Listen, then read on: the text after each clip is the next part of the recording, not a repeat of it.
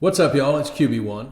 I found a friend. It's time for us to do one of our favorite segments, winners and losers. I always ask the Lobster, so let me ask the Leprechaun. Winners or losers first? Winners. We'll go with the big dubs. My big winner this week is the Detroit Lions for getting rid of that shitbag coach, Matty P, and telling Bob Quinn to get out while you're at it. You're welcome, fans. Don't know why it took this long. Everyone should be happy in Detroit and celebrating.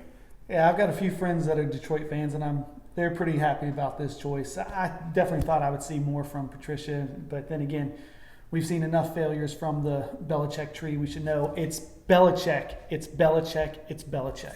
All I keep hearing is that Patricia was like this dictator, not a player's coach at all, very strict, which I guess is how Belichick works, but it seems like Patricia is trying to be Belichick when he should just be Patricia. Like, you can learn from a guy without emulating the guy. Well, and that's a very good point, and I should back up from my point is look at Flores. Well, in Miami, he's flipped that culture around and everything. I've seen a whole heck of a lot more Patricias from the Belichick tree than we've seen Flores. We continue to talk about Flores. We love Flores. But, like I said, yes, you learn under Belichick. You're not supposed to be Belichick. You put your own spin on it. And I think that's what a lot of these guys that come out of Belichick's regime end up doing. They try to do the same things instead of making it work in their locker room. Also, your friends that are Lions fans, I just picture them with those little party poppers, maybe shooting confetti everywhere, pouring beer all over themselves like Stone Cold. When you're in the North, I'm pretty sure you don't. You've seen how Buffalo fans celebrate in the North. There's no little party poppers like that. No party poppers. We got M80s and we're blowing up mailboxes. Exactly. Who's a big winner in the Leprechaun's world? Leprechaun, well, I believe Kendall Hinton struck gold this week. I mean, imagine that dude. Just think about it. Like, these kids have played football their whole life. Kids, it shows my age right there. These guys in the NFL, they've been playing this game their whole entire life. You can only play football when you're a kid. Yeah. Old guys don't get to play football. Tom Brady. Like anyway. 7 old guys get to play football.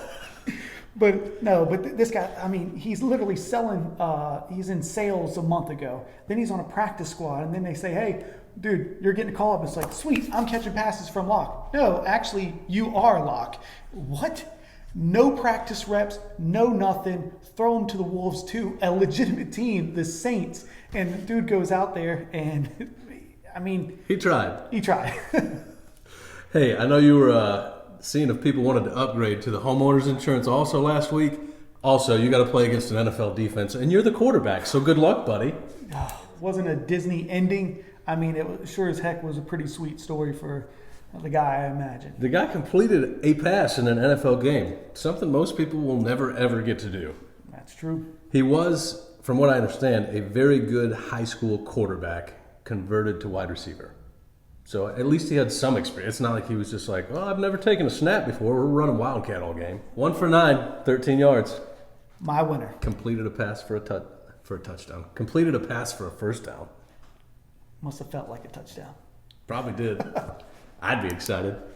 Let's go over to the side of the clown. Big loser this week, the NFL and how they're handling COVID, Corona, whatever you want to call it. I don't want to talk about that. I just want to talk about how A, Denver got shafted, B, the Raiders got shafted last week by having 10 guys on their defense not able to practice every day, then throwing them to Patrick Mahomes.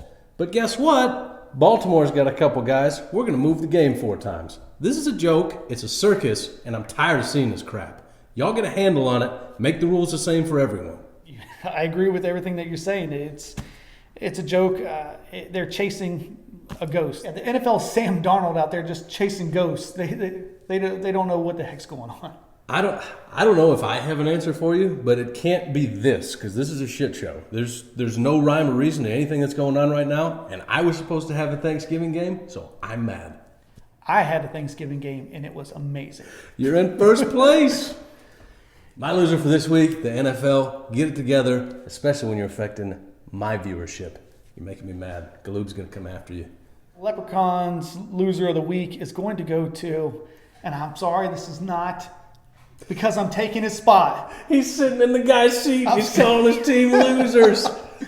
But my goodness, the Raiders, that performance, losing that badly, they pulled a Falcons against the Falcons. This team, so the Raiders, get this, you look at the score, they lost by 37 points. So that's, you're obviously going to go, oh, you can't lose to the Falcons by 37. But look at how they lost to the Falcons.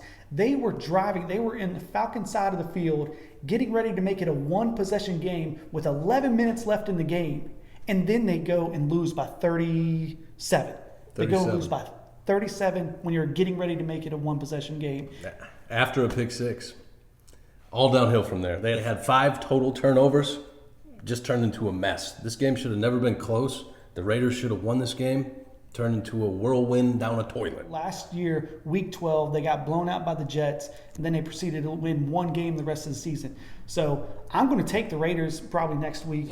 They're actually playing the Jets next week, but still, like usually when somebody gets waxed like that, I'm going to fade the public and go the other way. So that's what my concern is with the Raiders, is the leadership on the team. So we can say what we want about Gruden, but last year, week 12, blown out by Jets, they win one game the rest of the season. This year, you get a game like this where you should wax a team and you give up that many points in the last quarter and a half of the game. Where's the leadership to stop that? I would say they're in better shape this year, leadership-wise, team-wise. Gruden's got the game plans going. I don't know what happened here. I would look for them to rebound next week, obviously against the Jets. I don't want to say I'm sure they'll win because stranger things have happened, but that's a pretty good team to come rebound against. Yeah. So they'll be okay. They're slipping away from that wild card spot because the other teams that were vying for it got another win this week. They're going to need to pick it up. The best thing about the Raiders taking an ass whipping this week, guess who was in the stands at Mercedes-Benz Stadium? The Lobster himself watching this nightmare. My phone was on fire. This guy was mad, and I understand. I'm sorry you even went to the game, bruh. I feel bad for you. You could have just given me $200 or however much it costs to get you there. You could have just went to Gatlinburg. Instead, you watched that disaster. I'll be waiting for you to come back home so we can talk about it and maybe help you heal your wounds. Big winners this week, Detroit and Mr. Kendall Hinton. Big losers this week, the NFL itself and the Raiders. Sorry, Lobster. Sorry. Let us know who you thought was a big winner. Let us know who you thought was a big loser. Let us know if you think we are big losers. Leave me out of this. Make sure you hit us with that like, share, follow. We will see y'all. Tricked you.